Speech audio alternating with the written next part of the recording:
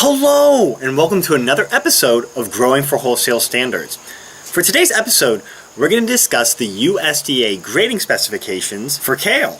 Now, before I get into the exact USDA grading specifications, I like to share some tips and tricks and some reminders for you growers just to help you guys get the best quality graded #1 products off of your field.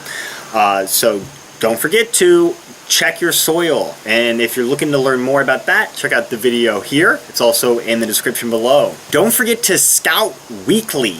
Again, that video where we discuss this in length is in the description as well as up in the corner. And don't forget that your buyer has a very particular date in mind when it comes to purchasing your product. So work backwards, knowing how many days it takes for your produce to fully mature, and boom, you had your planting date. Okay, so here you can see the USDA grading specifications.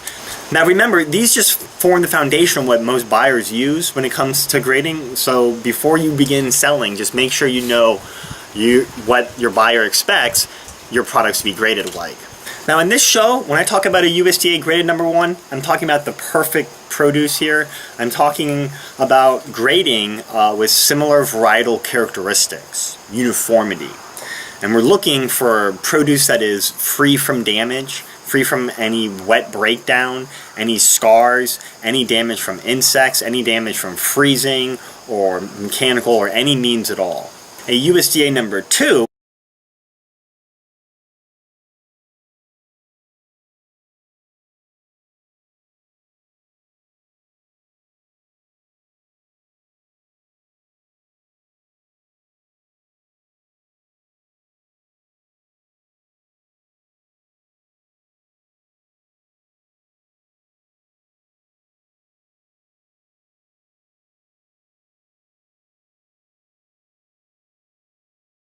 produce that suffers from major damage, from wet breakdown, from rot, from animals biting on it, this doesn't have a grade.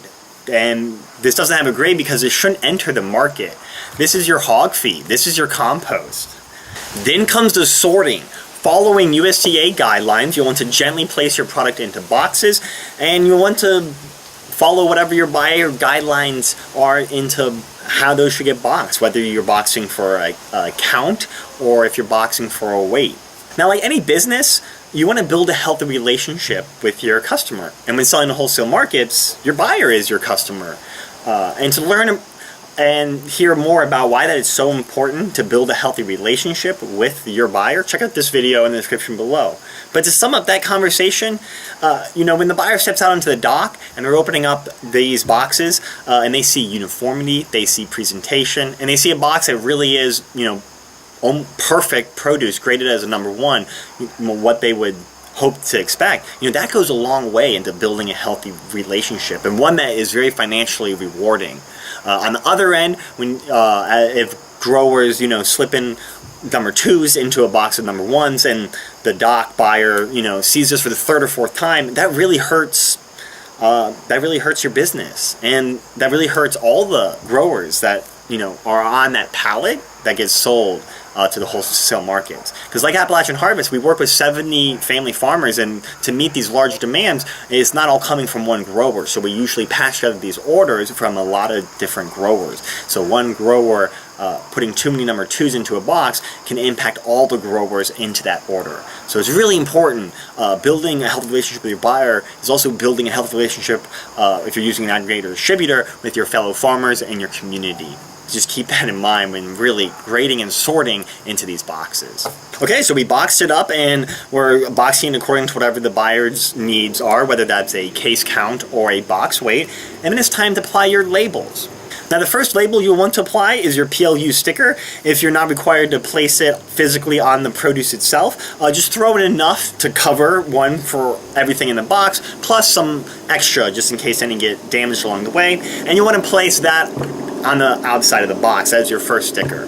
The second label you want to apply after your PLU sticker is a trace of origin sticker. This lets the buyer know where the product was boxed, as well as it's certified organic or conventional. Lastly, you'll want to apply your traceback code sticker, and to learn more about that, check out the video in the description as well, and it's up here in the corner. Well, I hope that helps. Any questions, comments, you know, throw it in the comment section. We'll get back to you as soon as we can, and stick with us. We still got some great episodes coming up, and I hope to see you guys next time on Growing for Wholesale Standards.